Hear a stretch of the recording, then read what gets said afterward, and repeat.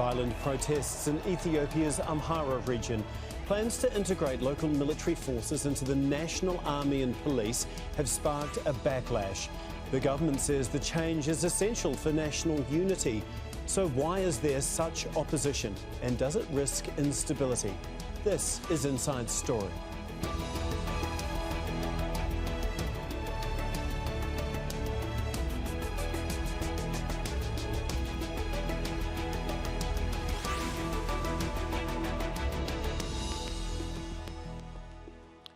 Hello and welcome to the program. I'm Tom McRae. Protests have been held for days in Amhara against government plans to merge the region's forces into the national army and police. Ethiopia has yet to recover from the war in its Tigray region that ended last year. Thousands of people were killed in a conflict marked by widespread human rights abuses. Forces from Amhara fought against Tigrayan rebels alongside the national army. But since that two-year war ended, leaders in Amhara have accused the government of ignoring violence against ethnic Amharas in the neighbouring Oromia region. They believe if Amhara's forces are absorbed into the national army, their communities will be left open to more attacks. We'll be talking to our guests about the wider implications of all of this in just a moment. But first, Fintan Monaghan reports on days of violence and protests against the government's plans. Plans by Ethiopia's government to unify the national military and police have sparked a major backlash. Protests have been held in the Amhara region. Many people want to ensure forces there stay under local control. Outbreaks of violence have been reported and restrictions imposed in some cities. Ethiopian government that insists there won't be any kind of compromise in terms of ending the special forces in which the Amhara regions as well as other regions have benefited from in the past. They've said it's against the constitution of the country and they're going to fight them and they're going to put them under the Ethiopian forces, the national force. There doesn't seem to be any compromise. The government plan will apply to regions that use their own languages and have their own fighting and law enforcement groups. But many in Amhara accuse the federal government of ignoring attacks on ethnic Amharas living in the neighbouring Oromia region. They say losing local control forces will leave them unable to protect themselves. Prime Minister Abiy Ahmed says he's determined to see the plan through and will take what he calls appropriate law enforcement measures to make it happen. Tensions are growing and many fear confrontation may prove difficult to avoid. Fintan Monaghan, Al Jazeera.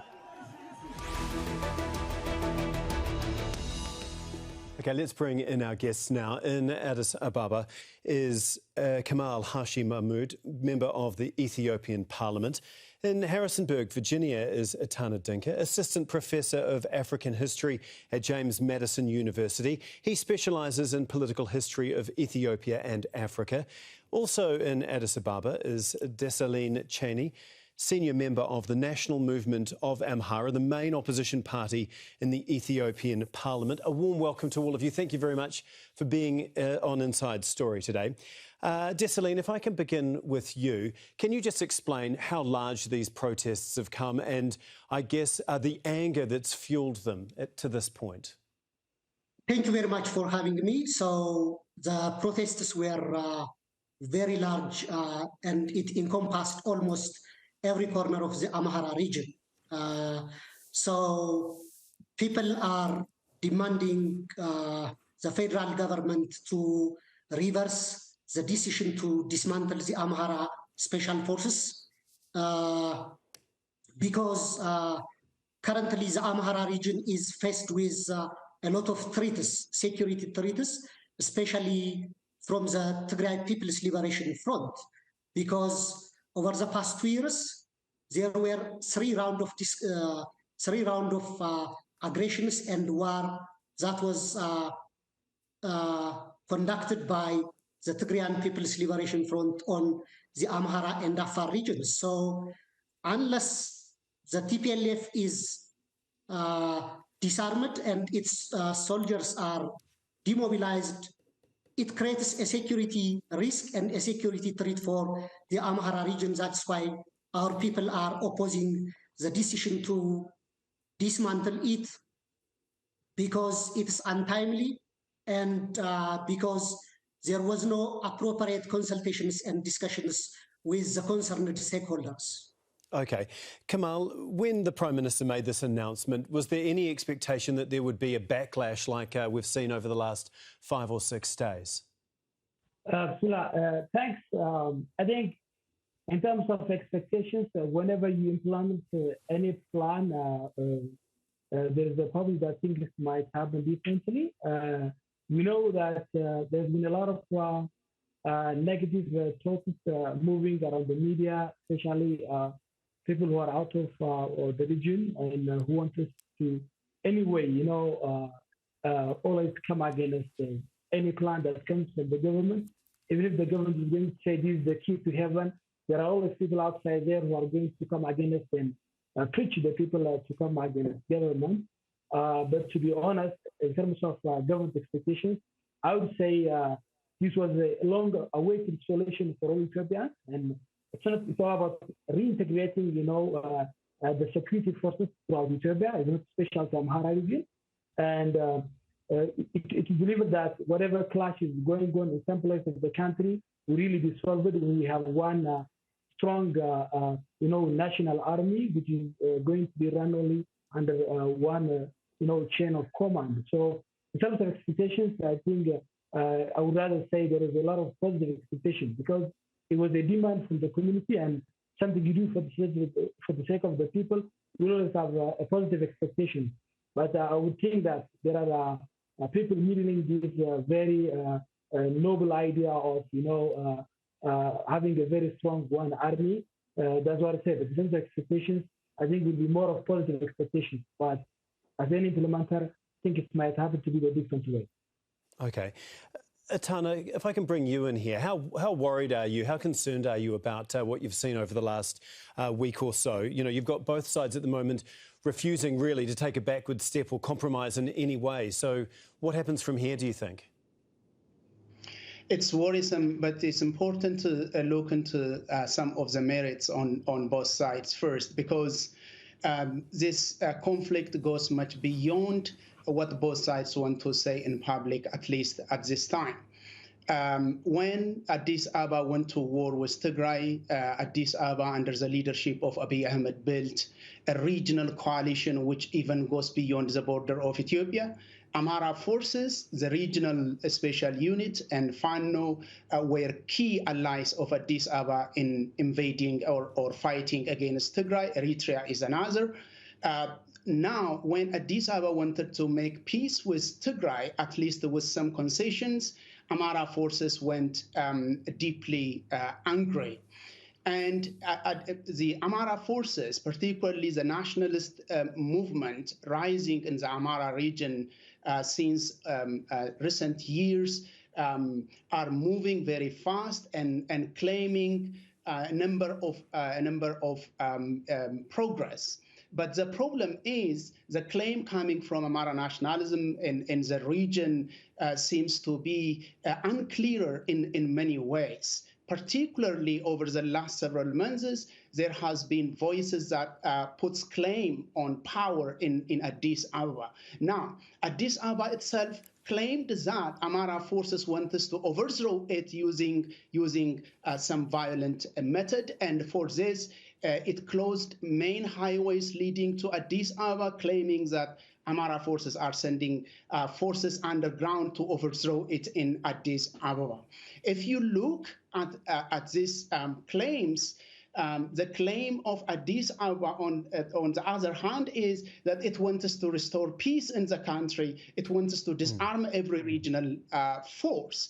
But the main intention behind disarming the regional forces, whether it is Amhara, Oromia, or many other regions, is to consolidate Abiy Ahmed's power in Addis Ababa. Dessalegn, we'll bring you in here. What's your response to that? Yeah, as Etana is saying, the Amharas have no clear demands, but our people is clearly demanding that although in principle we support a national unified defense forces and a national unified army, we felt that this is a precursor, an attempt to give back Wolkait and Raya for the Tigrayan administration.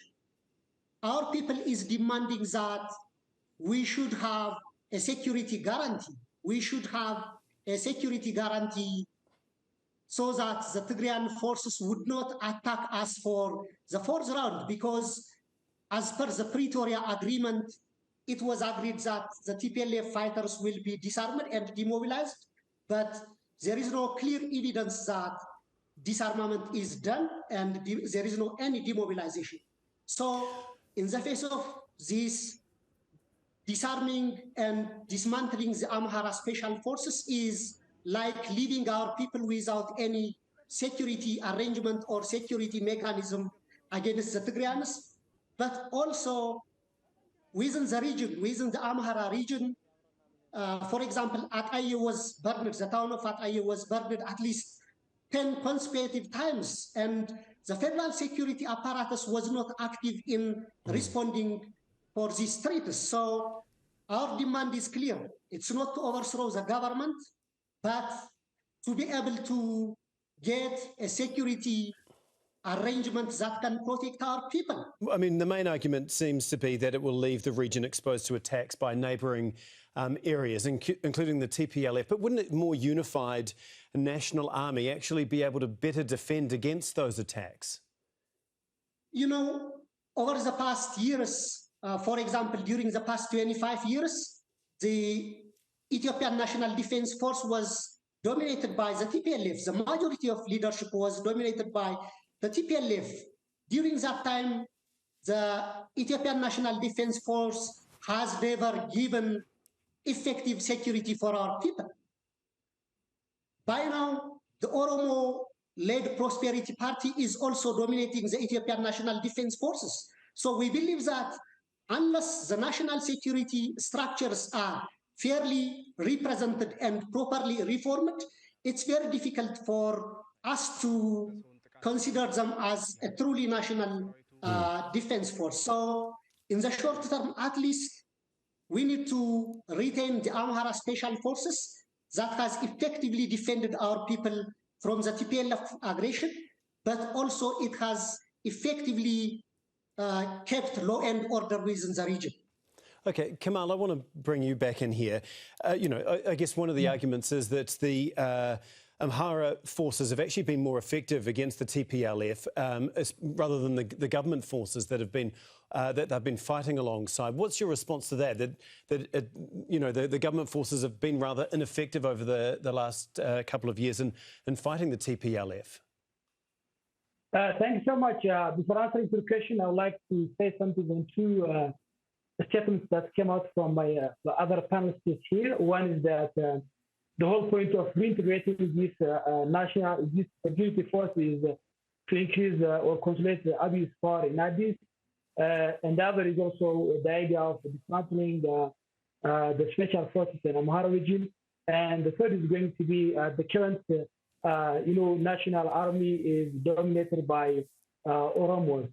Well, let's be clear here, and this reintegration of special forces is throughout Ethiopia. So let's not make it as narrow as the Amhara region only. And whatever process is going on I don't think it means the whole Amhara innocent nation. I'm sure that there are anti-government people or groups who really want to twist this agenda and make it look very negative.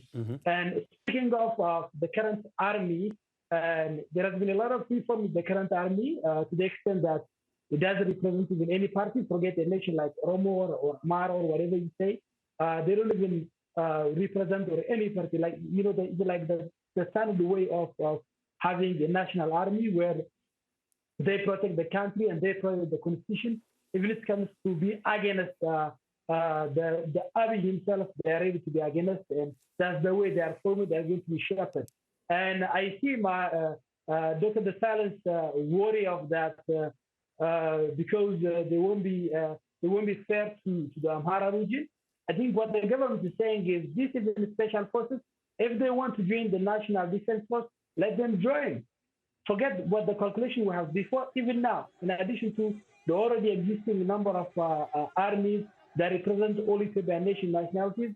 Those who are now going to be reintegrated, and they are willing to join the National Defense Force, they are going to join there. They're not going to be thrown away outside there. So this seems very good. And when it comes to your last question of the Amhara special forces really contribute, yeah, they really contribute a lot in the fight against TPLF.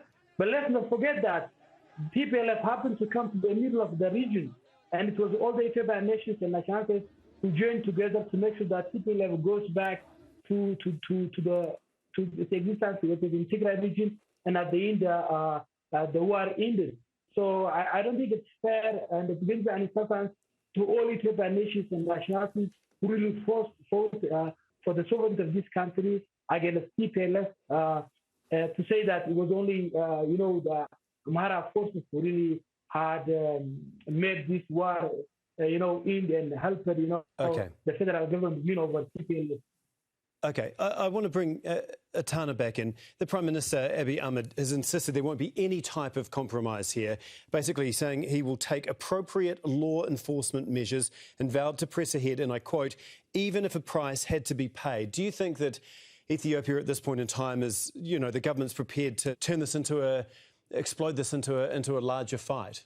Since he came to office in April 2018, Prime Minister Abiy Ahmed's drive is largely about centralization, and centralization of power, not within his party, but in his own hands.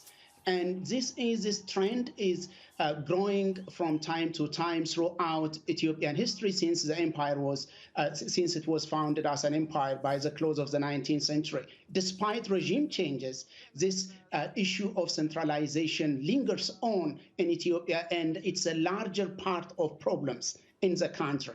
So the attempts of Abiy Ahmed to centralize power by undercutting regional forces put him in confrontation with Tigray and led to a major war. It put him in confrontation with Oromo forces, and now Oromia is in another round of war. It put him with a number of regional forces, including with Gambela and Benishangul Gumuz, and now the turn is for Amhara. So the price that Abiy Ahmed claims, again, no question, drags the country into another round of violence.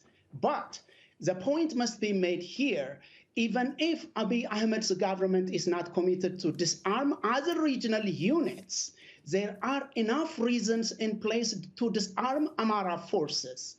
Amhara forces have been accused by humanitarian organizations for atrocities they committed in Tigray, in Oromia, in Benishangul, and within their own region. Dessalegn Chanie previously mentioned about the problem in the city of Ataye, and the main problem in the city of Ataye was caused by Amhara armed regional forces, including the special unit. Amhara regional forces were accused of committing crimes against the Kemal Army and Benishangul within their region. Dessalegn, just let him finish very quickly, and then I'll bring you in a second. Hold on a second, Dessalegn. Etana, just finish this point, and then we'll move on. Yeah, let me finish this point. So, the recent United States annual report on human rights called out Amhara regional forces for atrocities they committed. So from the perspective of Addis Ababa and international organizations, there are enough reasons to disarm Amhara regional units. And one dangerous point that usually comes with claims from Amhara nationalism, like both guests are putting down now, is the issue of Oromo domination within this government.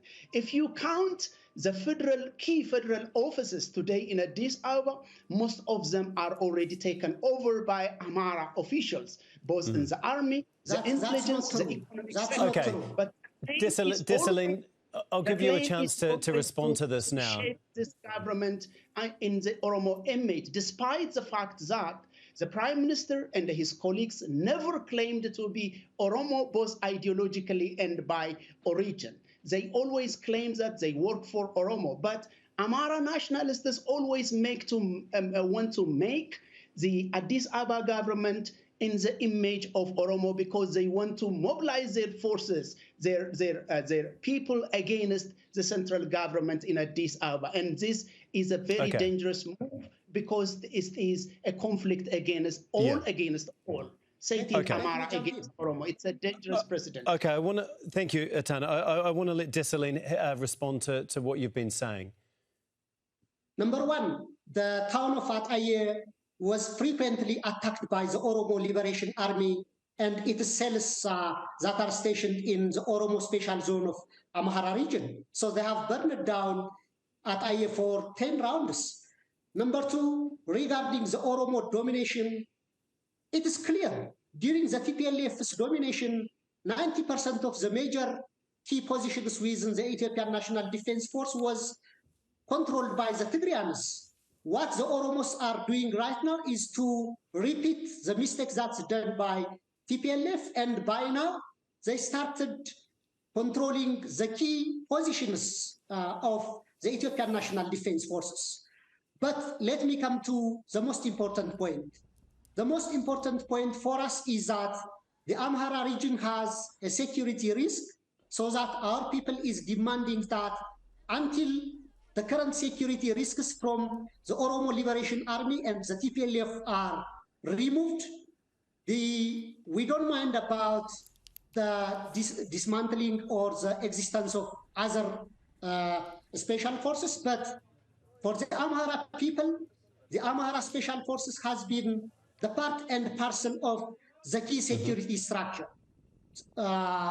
Also, I have to mention the fact that the Amhara Special Forces and other special forces are constitutionally allowed, because if you see the Ethiopian Constitution, Article 52, Sub 2, it clearly stipulates the fact that regional governments have the power to organize their own police forces that can be able to provide security for their regions. So Amhara regional police controls the Amhara Special Forces. So if you see legality, it is allowed in the Constitution, it's legal. But also the most important rationale is that unless the TPLF is disarmed and unless the threat from the OLA is neutralized, it's very difficult for our people to disband Amhara Special Force. That's why our people are resisting it. Yes. Okay, Kemal, I want to bring you back in again. I mean, how much instability are you willing to risk over this issue? I mean, how much more violence is the country going to put up with? How much more can it take? How much more pressure can the Prime Minister be under before he has to, I guess, come to a negotiating table? A democratically elected party is leading a country. So in this party, it's a national party that has all nations and nationalities. We have Oromos, Amharas, Somalis, and all nations in the party. So it is led by a party, not by some nation. And in fact, I see Dessalegn representing a party with the name Amhara National Movement. He is going to be one of the few parties that have the name of a nation. So in all government system, we don't have even a single party that is elected by the name of Oromo, where a government is led by a party through the system. And I don't think it's fair to say there's an Oromo domination. And a colleague telling me that in terms of ministries or office, I would rather be happy if he tells us this number of offices are led by Oromos, or that we have the legislative body, the executive, and also all the senior, the government bodies. If you see them, there's almost nearly equal division of power. I don't see any dominance. I would appreciate if they came up with a figure. Coming to your question of how far is the government ready? Well, to be honest, I hope I can only tell how far the government is ready for my understanding and observation. I cannot clearly represent the government, but I would say that the government is ready as far as it is really implemented, because it's a very noble idea. It's something that all the regional presidents agreed to implement it. In terms of internal conflicts and casualties, we have these casualties in every region in Ethiopia. We have border conflicts in every region. People have been dying because of this internal conflict. It's not special to Amhara region, and people in Amhara region are only just misled. Once they understand that the positive outlook of this bold move, I'm sure they will soon understand it. What the government needs to do is, I think the government should give a lot of time to discuss with the people in Amhara region. because of a lot of displaced people in Amhara region, because of many things that happened in the past. I understand the Amhara people feel that kind of worry and also that think it may be worse. Yeah. I share that feeling. Sorry to interrupt, Kemal. We've only got a minute or so left. Etana, I want to finish with you. How is this going to be resolved, or are things going to get worse from here? Thank you.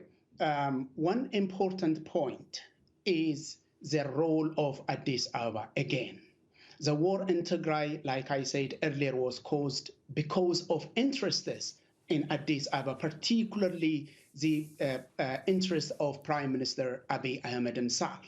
Unless there is a constitutional means in place to limit the power of the Prime Minister and his growing power from time to time, or even if there is a constitutional means to get him out of office, I don't think this problem is going to be resolved immediately, because since he came to office, he has been opening conflict after conflict in order to consolidate his power. Like Dessalegn Chanie is now trying to set, a dangerous precedent of making this conflict like Oromo against Amhara. The Prime Minister himself is trying to make this conflict something of Oromo against Amhara, which is a very dangerous path. But let me say one point before I finish. This repeated claim from Amhara nationalists about Tigray. Tigray has already been disarmed. There is no threat of whatsoever for Amhara region from Tigray. African Union is already satisfied about disarmament in the Tigray region. Listen to Amhara nationalists, especially your guest here, Dessalegn Chanie. Whatever he talks is not about Amhara region. It's about territorial claim in Tigray, territorial claim in Benishangul, territorial claim in Oromia, and this is a major fuel in the ongoing conflict in Ethiopia, and that is why it is so problematic to resolve it immediately. But this problem, a new round of conflict is taking the country into Etana, we're just going to have to wrap up now. So I want to bring Dessalegn in for one final word. How would you like to finish this? The solution is that the federal government should, at least for the short term, retract its decision to dismantle the Amhara Special Forces, and there should be consultation with the Amhara Special Forces members, with the Amhara people, and with the Ethiopian regions. For example, in Amhara regions, the Kmant people, even the Tigray, the neighbouring Benishangul Gumuz, what kind of guarantee can you give for neighbouring people being invaded by Amhara forces on daily basis? Just 2 days ago, there is no any invasion, Etana. There is no any invasion by the Amhara forces. Why are you lying? The Kmant people suffering from invasion, violence of Amhara forces, the territorial claims of Amhara government. What kind of guarantee would you give to people under threat from armed Amhara groups? Within Amhara region and beyond Amhara region, there are Etana, we're going to have to leave it there. I'm really sorry. We've run out of time. We really appreciate all of your input. Thank you to all three of our guests, Kemal Hashi Mohamoud, Etana Dinka and Dessalegn Chanie. Thank you very much for being on Inside Story today. And thank you too for watching. You can see the program again anytime by visiting our website, aljazeera.com. And for further discussion, go to our Facebook page. That's facebook.com/AJ Inside Story. You can also join the conversation on Twitter. Our handle is @AJ Inside Story. From me, Tom McRae, and the whole team here, bye for now.